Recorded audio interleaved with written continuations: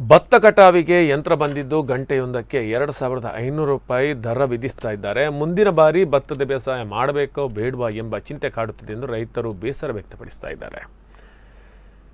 ಒಂದೆಡೆ ಅಕಾಲಿಕ ಮಳೆ, ಮತ್ತೊಂದೆಡೆ ಉಕ್ಕೇರಿ ಹರಿದ ಹೊಳೆಯ ನೀರು, ಇವೆಲ್ಲದರ ನಡುವೆ ಹರಸಾಹಸಪಟ್ಟು ಭತ್ತದ ಬೆಳೆಯನ್ನು ಬೆಳೆಯಲಾಗಿದ್ದು ಇದರ ನಡುವೆ ಉಭಯ ಸಂಕಟವನ್ನು ಅನುಭವಿಸುವ ರೈತರು ಈ ಬಗ್ಗೆ ಇಲಾಖಾಧಿಕಾರಿಗಳು, ಜಿಲ್ಲಾಧಿಕಾರಿಗಳು ಸೂಕ್ತ ನ್ಯಾಯವನ್ನು ಒದಗಿಸುವಂತೆ ಒತ್ತಾಯಿಸಿದ್ದಾರೆ. ಸರ್ಕಾರದ ಕಟಾವು ಯಂತ್ರಕ್ಕೆ ಗಂಟೆಗೆ 1,800 ರೂಪಾಯಿ ದರವನ್ನು ಜಿಲ್ಲಾಧಿಕಾರಿ ಅವರು ನಿಗದಿಪಡಿಸಿದ್ರು. ಇದೀಗ ಕಟಾವಿಗೆ ಬರುತ್ತಿರುವ ಹೊರ ಜಿಲ್ಲೆ, ಹೊರ ರಾಜ್ಯಗಳ ಯಂತ್ರಗಳು ದುಬಾರಿ ದರ ವಿಧಿಸುವ ಬಗ್ಗೆ ಕ್ರಮ ಕೈಗೊಳ್ಳುವಂತೆ ಆಗ್ರಹಿಸುತ್ತಿದ್ದು ಹೆಚ್ಚಿನ ಕಟಾವು ಯಂತ್ರಗಳನ್ನು ಕಡಿಮೆ ಬಾಡಿಗೆ ದರದಲ್ಲಿ ರೈತರಿಗೆ ಒದಗಿಸುವಂತೆ ಕೋರಿದ್ದಾರೆ.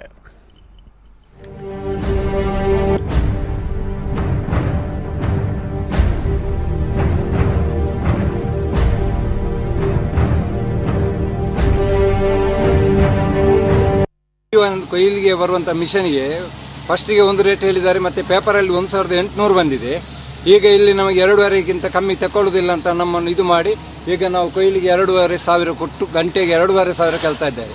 ಈ 2,500 ಕೊಟ್ಟು ನಾವು ಯಾವ ರೀತಿಯಲ್ಲಿ ಬೇಸಾಯ ಮಾಡಬೇಕಂತ ನಮಗೆ ಗೊತ್ತಾಗೋದಿಲ್ಲ.